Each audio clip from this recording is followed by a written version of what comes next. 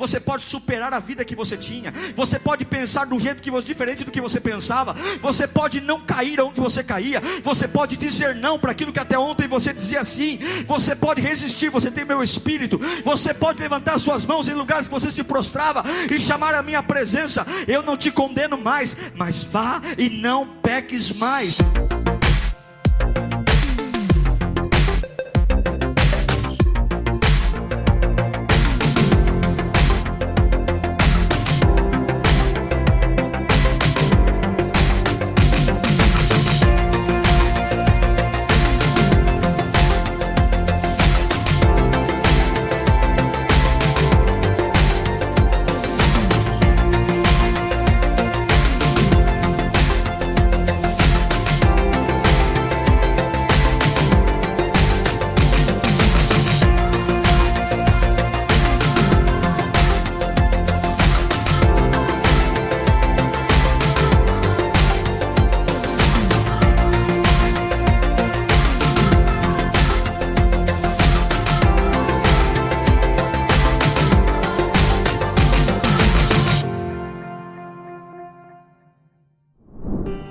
Abra sua Bíblia em João, Evangelho de João, capítulo 8, verso 12. Evangelho de João, capítulo 8, verso 12.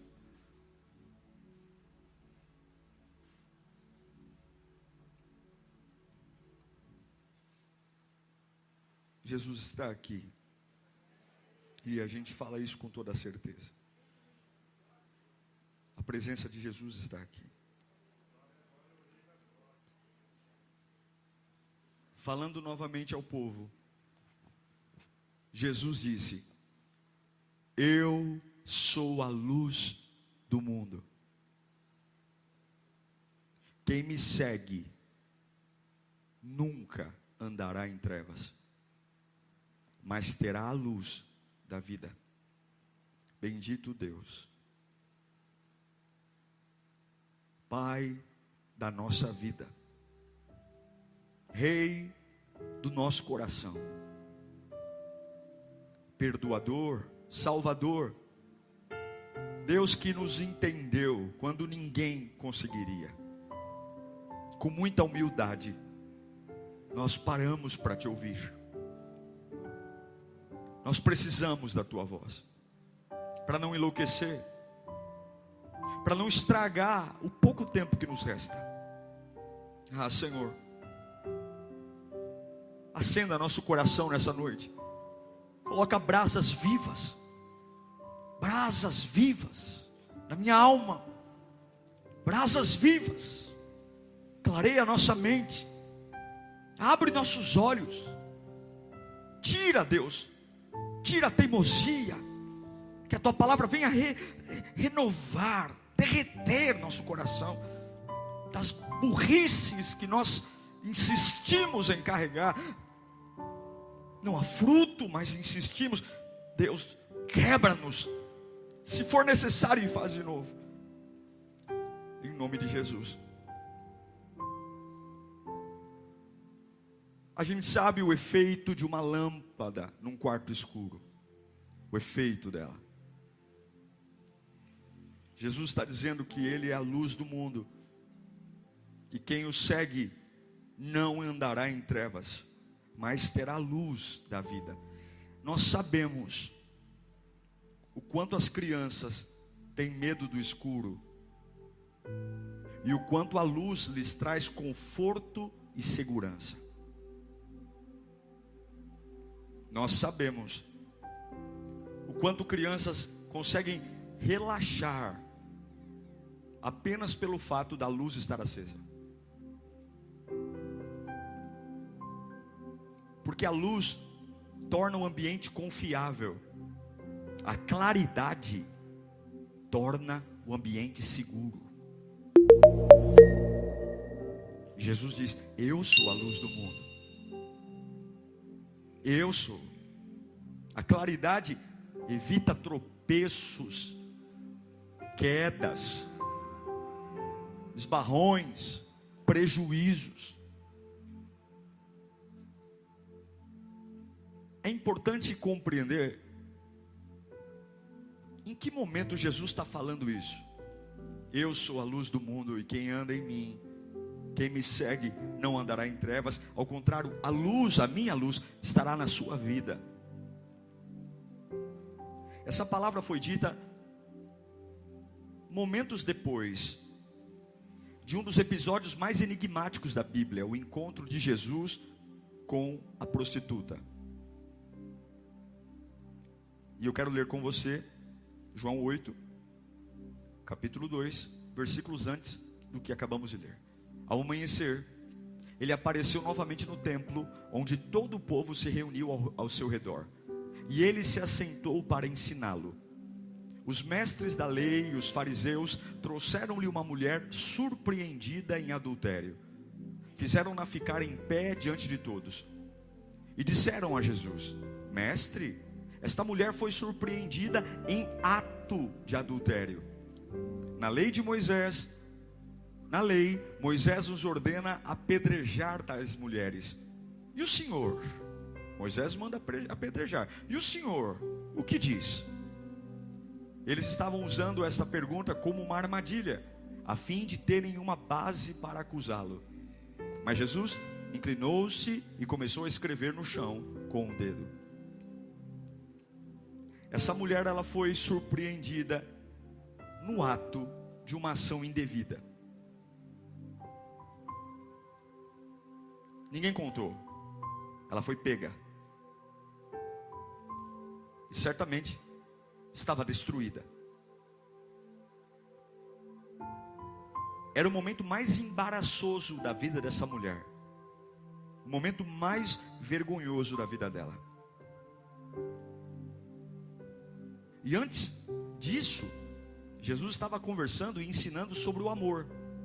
Jesus estava ensinando sobre a beleza do reino de Deus, o amor, estava ensinando sobre a palavra. E os fariseus estavam incomodados com Jesus, incomodados com aquilo que ele ensinava, incomodados com a sua pregação inclusiva, sua pregação de uma graça estendida inclusive aos pecadores.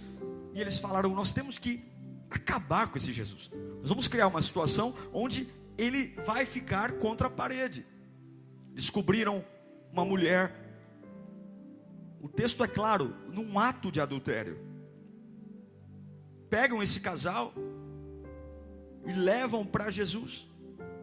É muito provável que quando pegaram essa mulher no ato, certamente ela não estava de toda vestida, se é que estava vestida.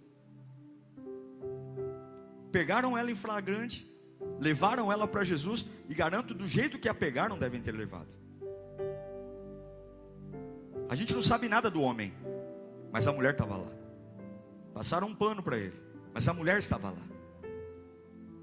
Foi arrastada do jeito que encontraram, sem critérios, sem pudor, sem nenhum tipo de afeto, porque na realidade o objetivo dessas pessoas não era a mulher, o objetivo deles era Jesus. E a mulher era culpada. Ela foi pega, não há o que falar. Ela foi pega. Ninguém contou, viram, ela foi pega. E agora, no momento mais sombrio da vida dessa mulher, culpada, colocam ela aos pés dos fariseus, e eles chamam Jesus e conversam com ele, dizendo: olha, essa mulher foi pega em ato de adultério. Você sabe o que a lei diz? Sim, gente, a lei de Moisés é clara. A lei de Moisés diz: o adultério é um pecado abominável. E a lei é clara. A pena para o adultério é apedrejamento. Não há o que se discutir. É lei, é regra, está lá. E agora o que fazer? O que fazer? Os homens estão com pedras nas mãos, e não culpem eles, não. Eles estão cumprindo a lei. A lei manda apedrejar. A lei manda apedrejar até a morte, está lá.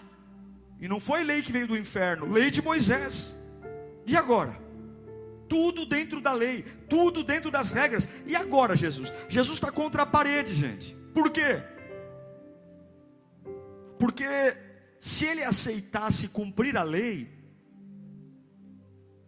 se ele concordasse tranquilamente no apedrejamento da mulher, o discurso dele de amor, de inclusão, de que veio para todos, seria derrubado. Era isso que os fariseus queriam. Porém, se Jesus não concordasse com a lei e protegesse essa mulher, ele estaria indo contra a própria palavra de Deus.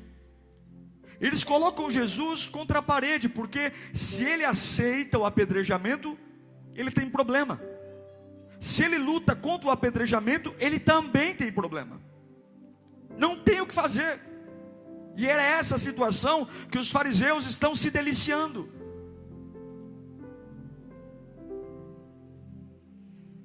Sempre pode acontecer uma situação na sua vida profissional, na sua vida pessoal, que você se sinta encurralado, pressionado. Irmãos, era o dia mais sombrio dessa mulher, e o único que poderia de alguma forma ajudá-lo está encurralado, porque a lei, ela sempre revela a nossa culpa. Essa mulher é culpada, não tem o que falar, não tem o que falar, e a lei é clara. Então o que fazer? E Jesus nos dá uma aula de como lidar com os momentos sombrios, uma aula de como lidar com as dores internas, uma aula de como lidar com a religiosidade, uma aula de como lidar com o outro. Nós temos um grande erro. Todos nós dizemos ser boas pessoas. Todos nós olhamos no espelho e temos muito orgulho das pessoas que somos, mas a verdade é que nós não somos bons. Não há ninguém bom. Não há ninguém bom. Paulo vai dizer em Romanos 3:23 que todos pecaram e todos estão fora da glória de Deus. Você pode ter uma vida extremamente exemplar, mas nós somos pessoas más. Há maldade em nós. Eu me lembro de uma vez, estava até conversando no Lírio Play.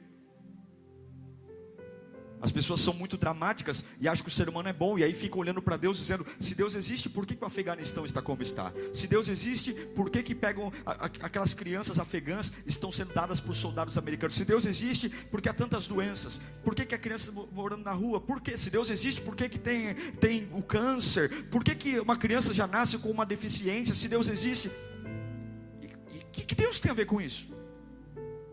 Existem limites para a geração.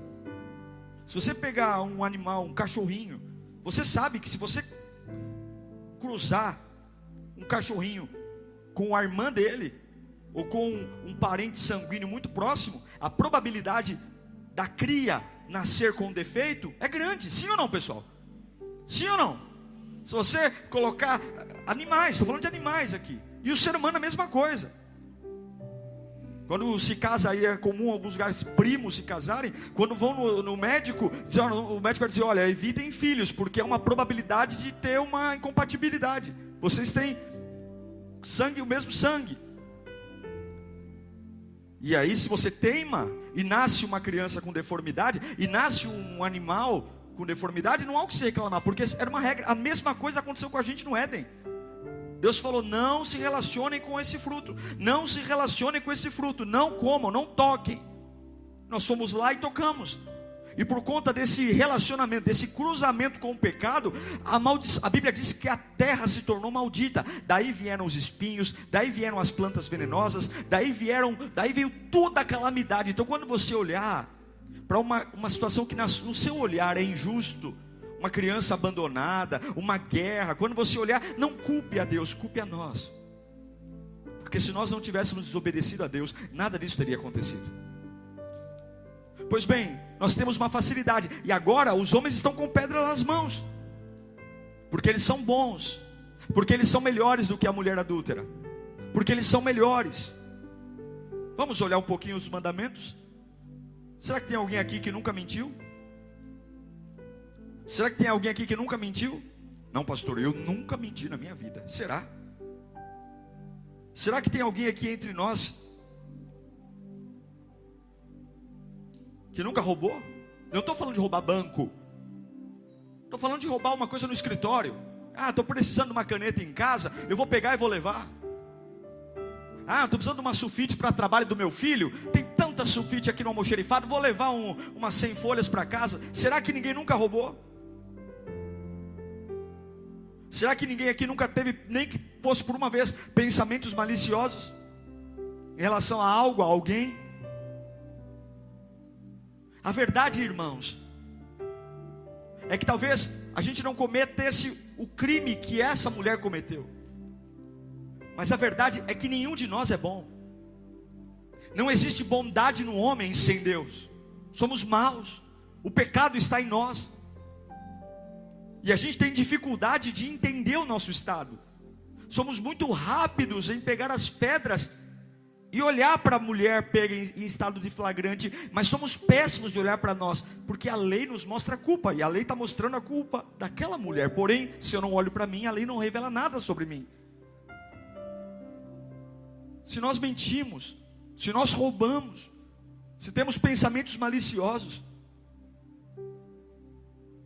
Jesus diz que o fato de pensar já é pecado, o fato de desejar.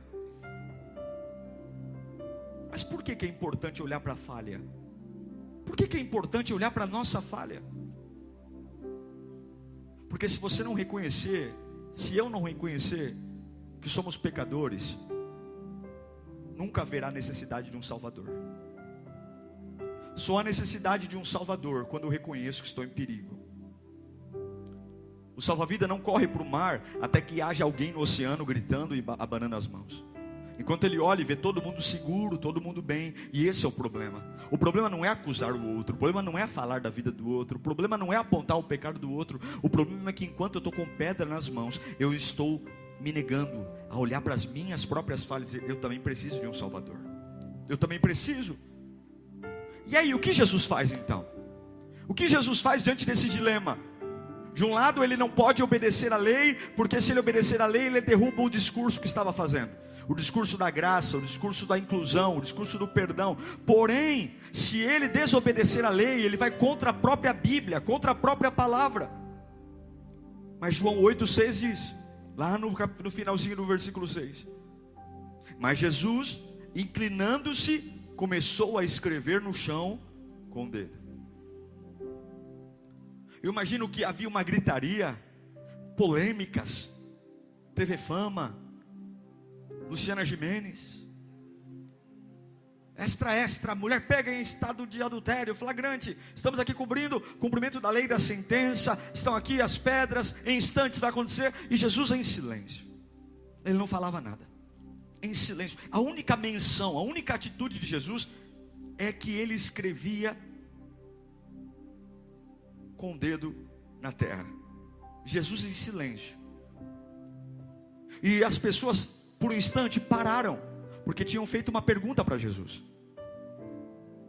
A lei de Moisés manda apedrejar, o que o Senhor diz? A lei de Moisés manda matá-la, o que o Senhor diz?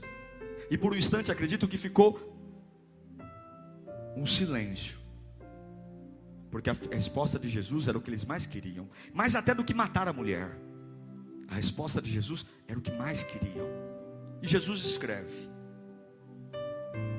Pensadores, teólogos, escritores dizem que ele estava escrevendo na areia as acusações daqueles que estavam acusando a mulher. Por que a gente chega a essa conclusão? Primeiro, porque existem estudos sobre isso. Muitos escritores da época dizem, relatam isso. Segundo, porque escrever no grego significa acusar. A Bíblia diz que ele escrevia com o dedo no chão. E escrever em grego é acusar. E terceiro, porque seria muito engraçado essa cena. Pensa comigo, não seria engraçado? Os homens no chão, os homens em pé com pedra nas mãos, olhando para aquela mulher no chão, e de repente Jesus escrevendo assim: mentiroso,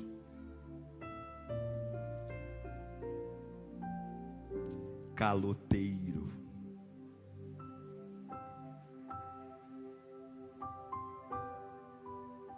fofoqueiro,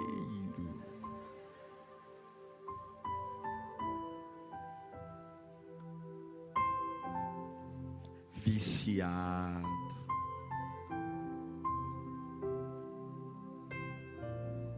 Imagine a cena. A resposta de Jesus é escrever no chão, olhando para eles e os acusando. O verso 7 diz: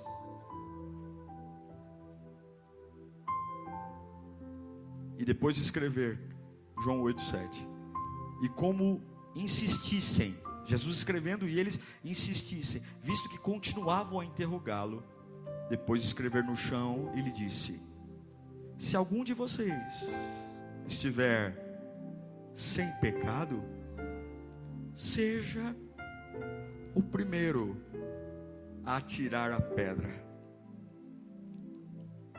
Eles continuam exigindo uma resposta de Jesus.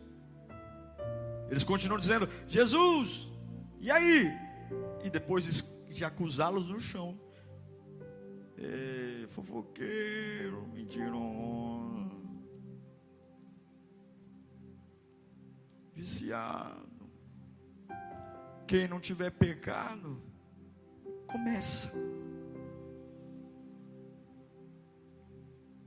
Jesus está dizendo: se você é perfeito, atira. Se você é perfeito, vai lá, atira com gosto. Como é fácil identificar a falha dos outros. Como é lindo identificar o pecado do irmão, mas como é constrangedor olhar para nós mesmos. Como é difícil olhar para nós. E depois de Jesus olhar para eles, e é por isso que eu acredito que Jesus estava escrevendo o pecado deles no chão, o erro deles no chão, porque no versículo 8 do capítulo 8, diz que depois de Jesus dizer: quem tiver pecado, que atire a primeira pedra. João 8:8. Inclinou-se novamente e continuou a escrever. Segura o 9. Os que ouviram foram... deu ruim. Os que ouviram foram saindo de fininho. Acabei de lembrar, tem uma reunião urgente. Acabei de lembrar, está na hora de buscar meu filho na escola. Acabei de lembrar, minha mulher foi na feira, eu tenho que pegar lá, meu Deus, está com a sacola cheia de coisa. Nossa, acabei de lembrar, eu tenho um problemão para resolver. Nossa. E a Bíblia diz que, começando pelos mais velhos, ou seja, mais velho, mais pecado. Começando pelos mais velhos. A capivara estava lá. Ficou quantos? Ficou só o perfeito e a pecadora. Ficou só o perfeito e a pecadora. E ficou só Jesus com a mulher em pé diante dele. Irmãos, é lindo isso. Porque esta mulher estava completamente inserida em trevas. Era o pior momento da vida dela. Era o momento mais sombrio, mais constrangedor. Era o momento mais difícil. E a lei dizia, ela tem que morrer, porque ela é culpada. E você não vê Jesus nem dizendo que a lei está certa, nem que a lei está errada. Apenas está dizendo, não são vocês que vão executar a lei. No pior cenário daquela mulher, de vergonha, ela levanta e ela vê o próprio Deus de carne e osso perguntar para ela, versículo 11, no meio do momento mais difícil, e disse Jesus, ele pergunta para ela, põe o 10 para mim por favor. Então Jesus pôs-se em pé e perguntou-lhe, mulher, onde estão eles? Ninguém a condenou? Ninguém, Senhor, disse ela. E declarou Jesus, eu também não a condeno. Agora, vá. Só vá? Vá e abandone a sua vida de pecado.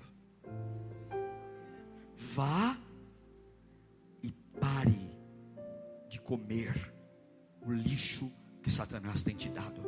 Vá e pare de estar na mão daquele que está destruindo, roubando e matando a sua vida. Essa mulher está num dia de trevas. E eu não sei o que tem prendido você.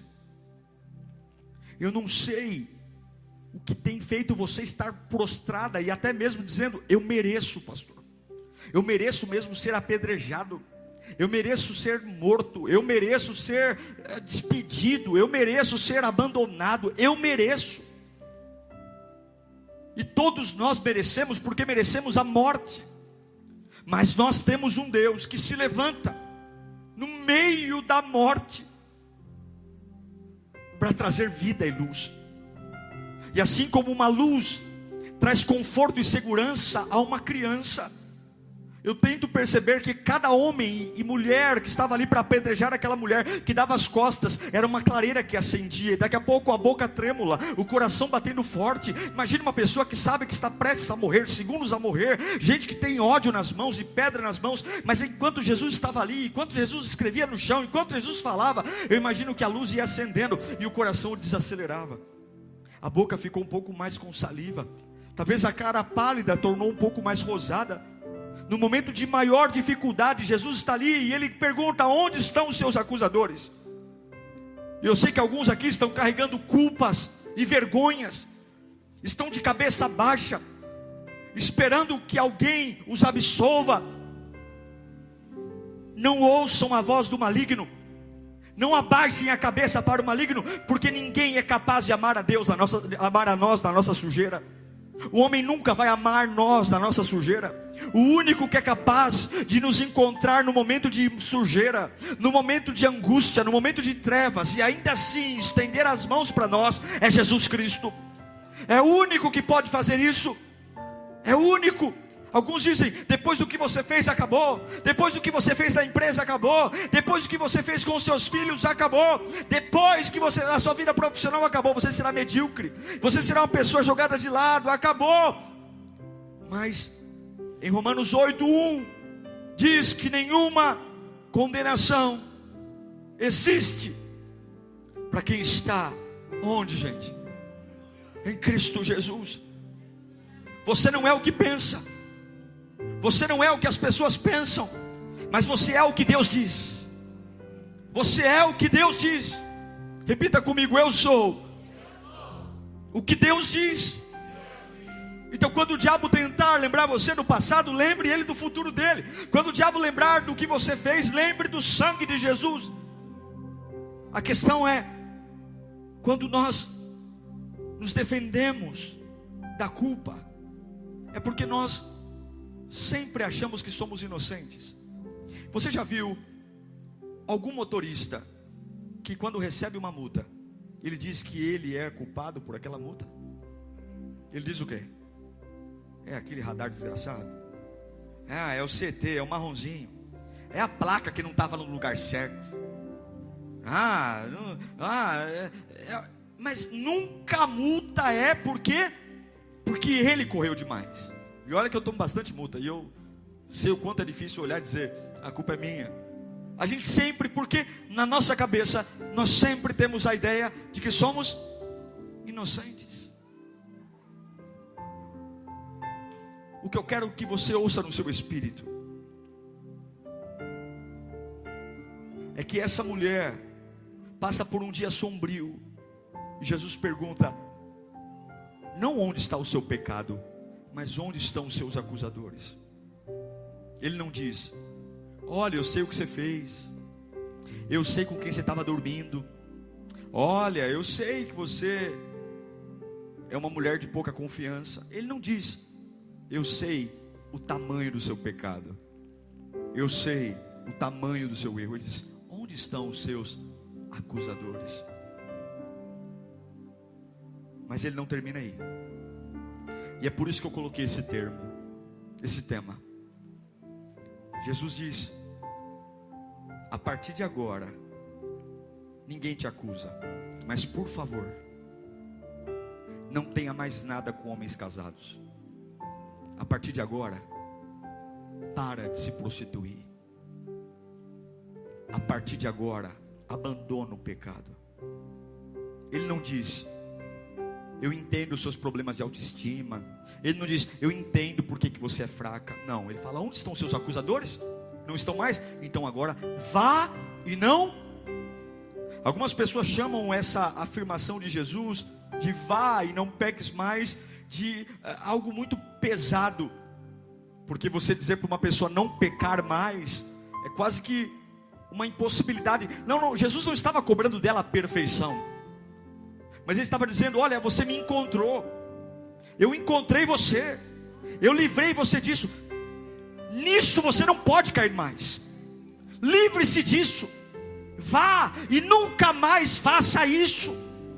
Ele está dizendo, eu te perdoo, eu livrei você dos acusadores, mas aqui não caia mais, não faça mais, vá e não peques mais. A ordem é, vai-te daqui, saia daqui, vá embora, vai. É como se ele estivesse empurrando essa mulher. Olha, a sua vida está amarrada, está presa, você está comendo da mão de homens, e agora vai-te.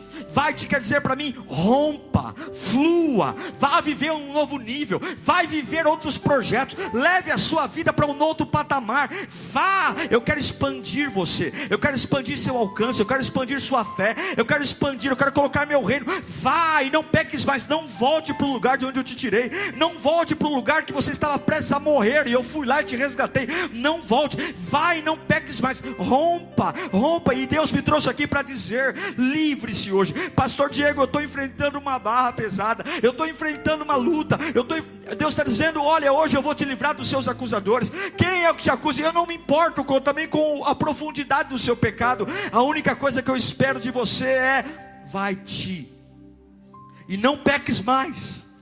Abandone a vida do pecado, abandone, suma daqui, mas suma daqui, suma desse lugar de coisas erradas, prostituição, suma daqui,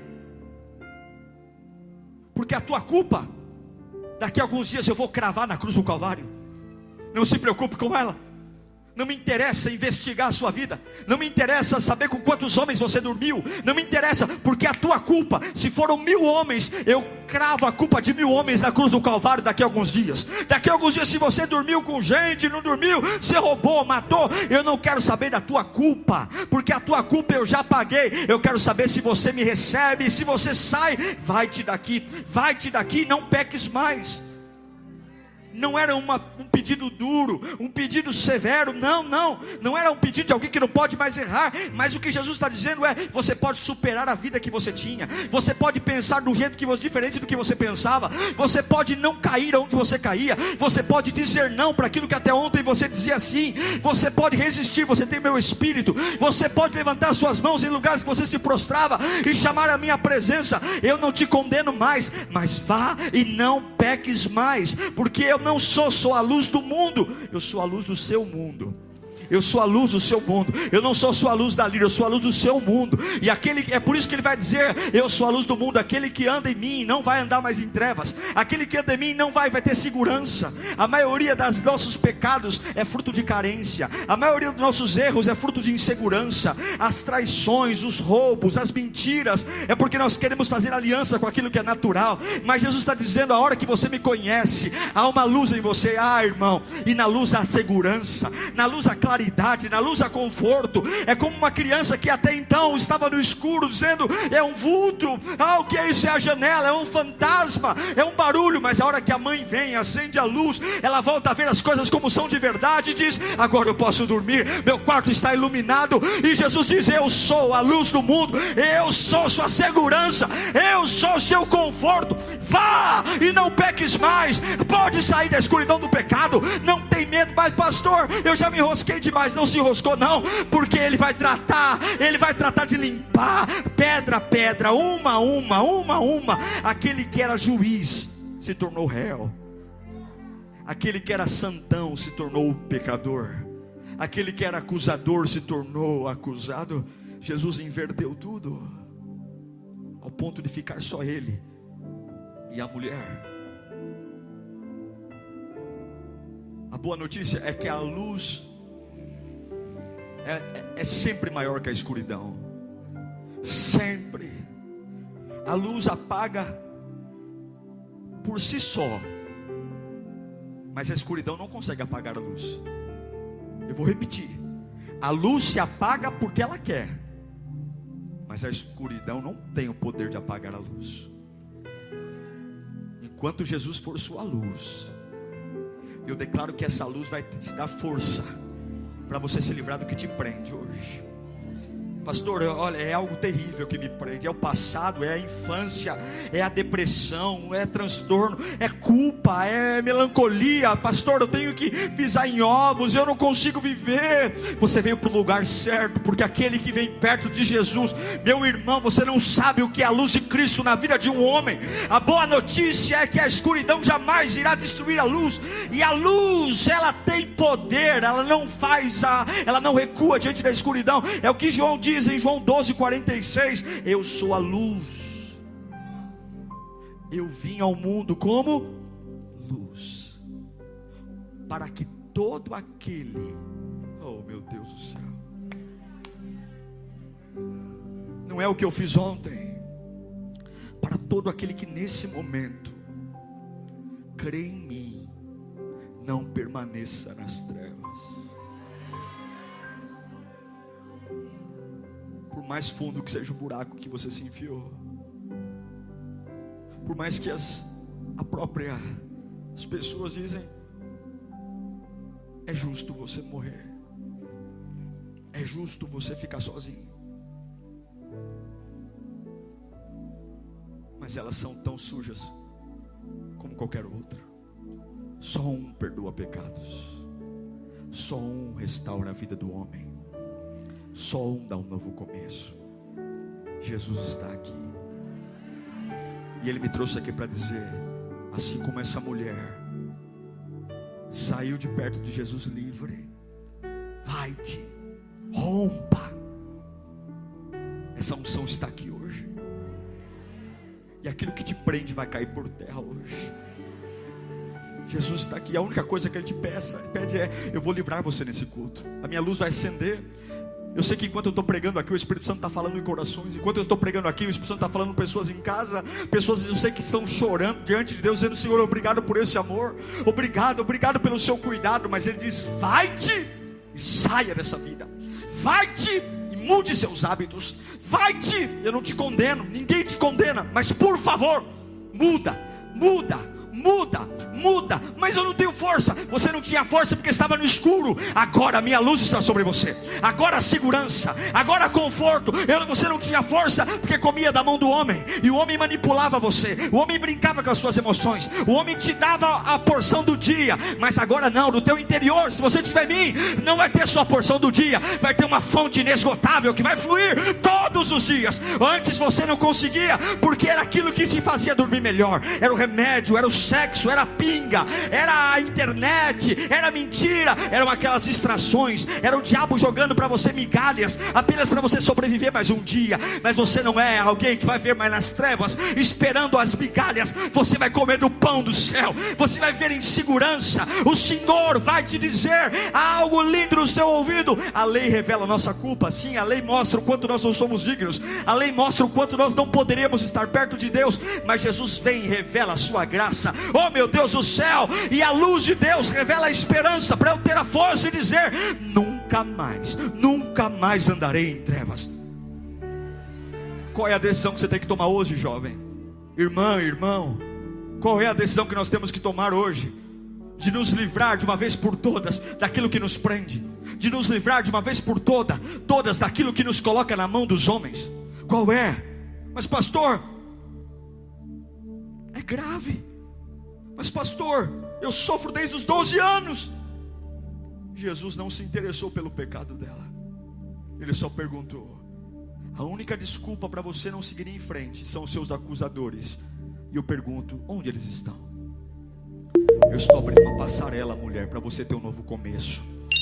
Eu vim aqui, eu calei a boca de todos aqueles que disseram que você não podia recomeçar, que você não podia ter uma vida nova. Eu calei a boca de todos aqueles que um dia apontaram e disseram que você não é digna. Eu calei a boca de todos aqueles que um dia disseram que você jamais poderá se erguer. Eu calei a boca deles e eu te pergunto,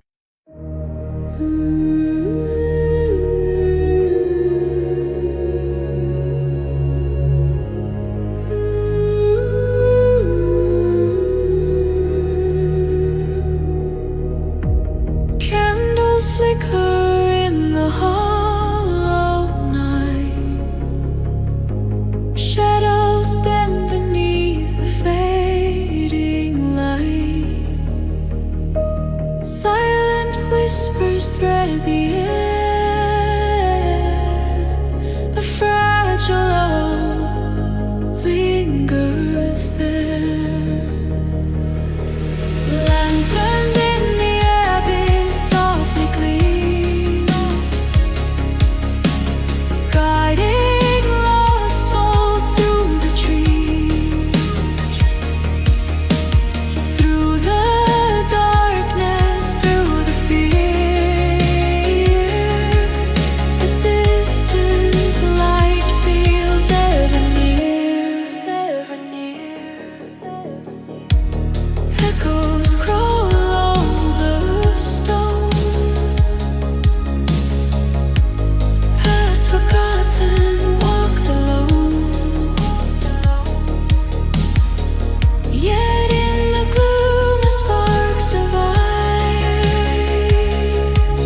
the heartbeat of 1,000 lives. Fog and silence intertwine, time dissolves in threads divine. Raise your lantern, face the night. Let the shadows find the light. Lanterns in the abyss softly gleam, guiding lost souls through the trees, through the darkness, through the fear. A distant light feels ever near, ever near.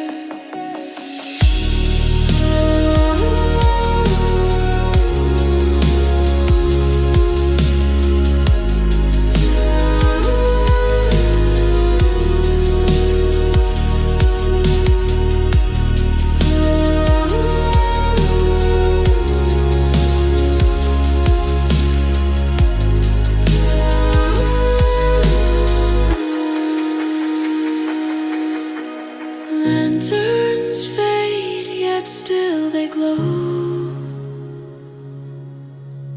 Whisper